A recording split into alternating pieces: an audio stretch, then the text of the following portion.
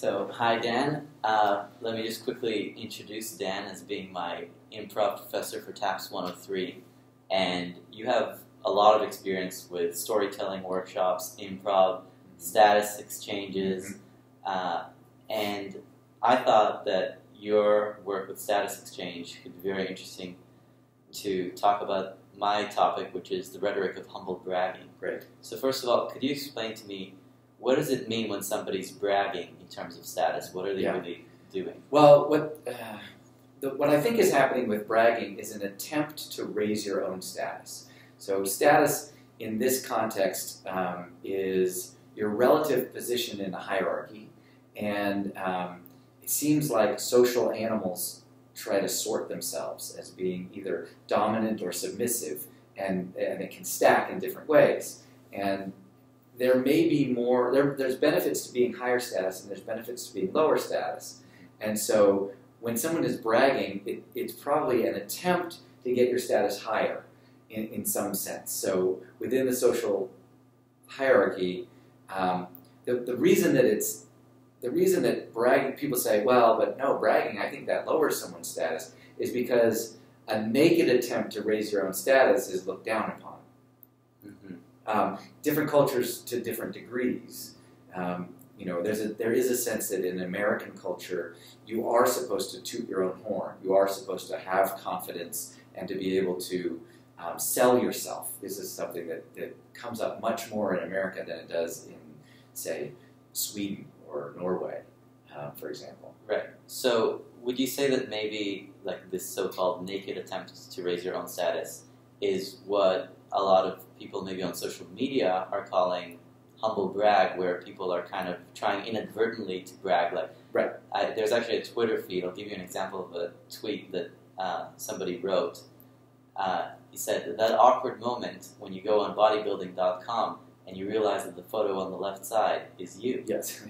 Yeah, exactly. And the humble brag is a way to, I think, is a recognition that a straight-up brag is not acceptable. There's a cost to trying to raise your own status in a really blatant way. And so the humble brag is an attempt to, there's a lot more social glue and connection that comes from putting yourself down. And so if you can put yourself down in a way that actually lifts you up, then you end up winning in both ways. Okay. And so I think that's the result is the humble brag. But people see through that, which is why it's so fun that they've named it. Right. And now, even doing a humble brag, you can end up losing points. Right. And there's actually studies by Harvard Business School showing how it's ineffective. Yes. Now, what I'm curious about, though, is what about, let's say, Steve Jobs? He gave a commencement speech here at Stanford, and he included so many achievements within his speech. Right. And in a way, he's doing humble bragging, but he's doing it right.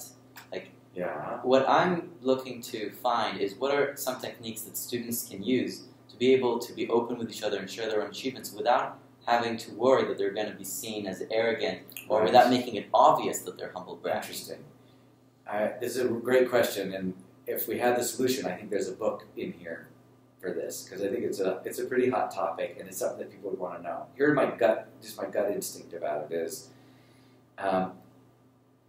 I think it's a very powerful technique to, if you tell your story, in a sense, like how you discovered something. Whenever people tell a story about how they got through something, or how they faced a challenge, or when they realized that they had a challenge of sorts, like you can tell all sorts of accomplishments if what you're telling about is a story of what you, what you went through.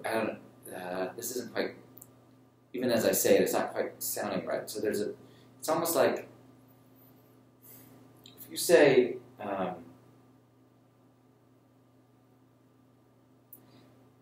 so if someone is very accomplished at a certain skill, and they get up there, rather than saying, I'm very accomplished at this, I've been doing it for 25 years, and I've been invited to speak on it in all these places, and this is my area of expertise. I think instead you say, okay, I've been at this for 25 years, and sometimes I think I'm figuring it out, right? There's a way that you can actually, if you're genuinely talking about where Like, okay, for the first 15 years, I thought I knew. And I thought I was the top of the world. And I realized that I was getting worse and worse, right? If you're talking about sort of a humility, like a discovery that you've made about yourself that has a humility to it, but with perspective and awareness, in a sense, that can raise your status. Also, along the way, you are saying, I've been doing this for 25 years. You know, you're saying, yeah, when I first learned about it, I thought, you know, this will take me a year, a little bit of practice. People are already good at it. I'm starting already good at it. I realized after 15 years that I was worse than I'd ever been, and then the work really started. So, if bragging is raising your own status, and people are arrogant when they're raising their own status, like while jeopardizing other people's status, right? What would bragging modestly be in terms of status? Oh, that's a really good question. So bragging modestly, yeah. So there's a theory of status which says when you raise yours, other people lower in relationship to you. We enjoy it when a high status person falls because everyone else raises up. Johnstone talks about this in the theater. We love the story of the highest possible status with hubris that falls, right? Oedipus or Lear, right? The highest status character falling seems to raise everyone up. But there is a situation where that isn't the case, where if there's a high status figure and you feel connected to that figure, if you feel attached to them, if they are your family or your tribe, if they've been nice to you, if there's a celebrity that you met and they were really nice to you, if they have a scandal, you won't feel raised because they fell. You will feel lower because you have aligned with them. So I think there's a great technique, which is to align with people, if instead of thinking about higher and lower, you're thinking about connection versus isolation. If you listen to somebody, if you pay attention to them, if you show interest in them, you will raise their status in a way that doesn't necessarily lower your own. So if you do that, I think there's a way. So how does this connect to a humble brag? So in Steve Jobs' commencement speech, for example, people didn't feel lowered by the fact that he was so wildly successful. Right. In a way, he managed to align his status with everybody else's.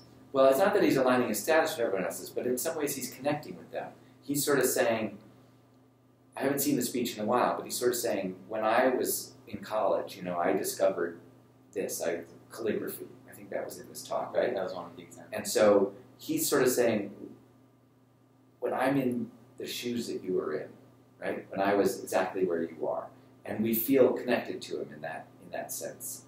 He's not saying I was better than you or I had different talents that you don't have, right? In some ways he's sort of saying, right where you are now, this is what I discovered. And so you're saying like Keith Johnstone's idea of like the seesaw where you can try to get somebody to be on your side so that you're both going up and down together. Yeah, exactly. And that usually is among family and friends. Well, family and friends or people that you feel somehow aligned to. Right? It could be that there's a leader figure that you've never met before, but they share characteristics with you. Like maybe they have the same first name, or the same birthday, or the same, or they grew up in the same family situation. But in some way, if you feel aligned to them, then you will be more likely to feel like you were traveling with them when they go up or they go down. And now, finally, I'd like to go back to your very first comment about how status is to do with us being social animals. Yeah. So would you say, this kind of relates to Charles Darwin's idea with survival? Mm-hmm. Is that where this hierarchy comes from? And like evolutionarily, what does this idea of alignment really mean? So my belief, and I haven't really worked this out fully, and I haven't talked to evolutionary behavioral psychologists, but I believe that the value of a social system that can signal the hierarchy is that you save resources and energy because you don't have to have fights. right? You don't have to fight. There may be a little bit of fighting to see who the leader is in a moment, and then it gets sorted out. And in fact, if one member of the group is fighting with another one, and it's clear who's going to win, you can just do a show of submission and not have to end up spilling any blood, and you can still keep the resources of the group intact. Right? So there's an efficiency of a social system that does have a hierarchy. And in fact, in organizations, this research is, I know a little bit more about this, that there are a lot of organizations that say, well, we don't have a hierarchy here. We're not all about a hierarchy. Some are very clearly hierarchy. The military, there's a lot of old school big firms that have a very clear hierarchy, and other new ones that say, oh, we don't have a hierarchy, we're all in this together, we have no one has a corner office or whatever. They still have a hierarchy. It just shows up in a different way. Humans want hierarchy, and they do benefit from it. Not to say that there aren't bad versions of it. There are. Like, we could go too far, and we could do things that are very unjust to support hierarchy. But we should be aware that humans do want to sort in a way. Now, it's fair to have a fluid hierarchy. That's fun and valuable and could be productive. But we need to recognize that that we naturally do want to organize in a hierarchical fashion, while at the same time, I believe, we're paying attention to a system of, are we connected or are we isolated? By the way, if you want to read more about this idea, look at an old book. Deborah Tannen wrote a book called You Just Don't Understand. It was about gender communication. She's a psycholinguist.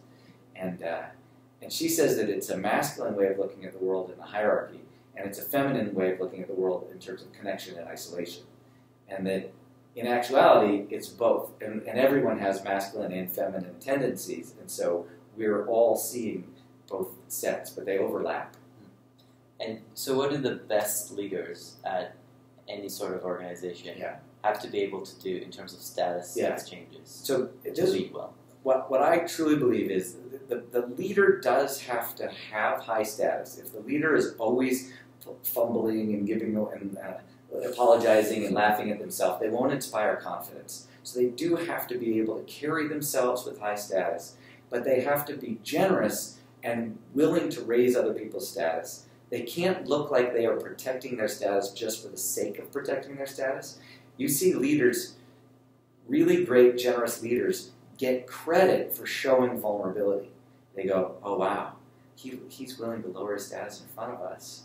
That makes me respect him even more, right? So the way I see it is, you want to be connected and high status at the same time most of the time.